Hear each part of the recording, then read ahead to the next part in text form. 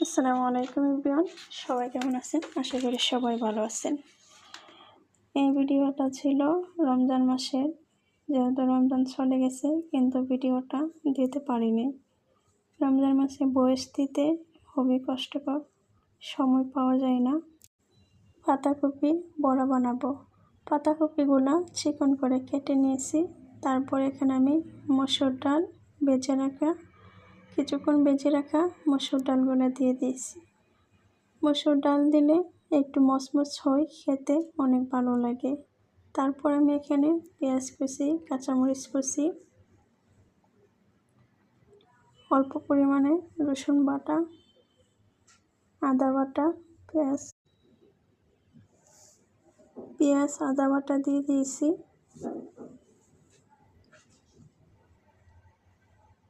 তারপর এখানে অল্প পরিমাণে হলুদের গুঁড়া, ধনিয়ার গুঁড়া, মরিচের গুঁড়া, পরিমাণ মতো জিরার গুঁড়া, স্বাদ মতো লবণ দিয়ে দিয়েছি। তারপর ভালোভাবে মাখিয়ে নিয়েছি। মাখিয়ে তারপর বেসন দিয়ে দিব পরিমাণ মতো। বেসন দিয়ে আবারও ভালোভাবে বেসন দিয়ে ভালোভাবে অ্যাড করে নিয়েছি। তারপর কিছুক্ষণ রেখে দিব রেস্টে রাখার পর এখানে অল্প পরিমাণে দিয়ে ভালোভাবে ভেজে নিব। লাল করে ভেজে নিতে হবে, যাতে করে ভিতরে কাঁচা না থেকে যায়। এই বড়াগুলো কিন্তু খেতে অনেক ভালো লাগে, মচমচ হয়। দেখেন আমি এখানে অনেকগুলা।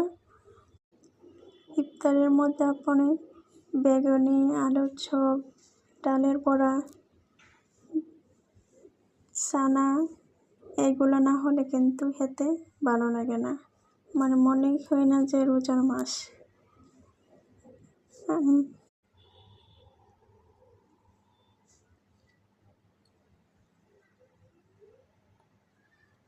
তারপর এখানে ফুলকো বেগুনি রেডি করা আছে। বেগুনি না পড়লে কিন্তু খেতে ভালো লাগে না।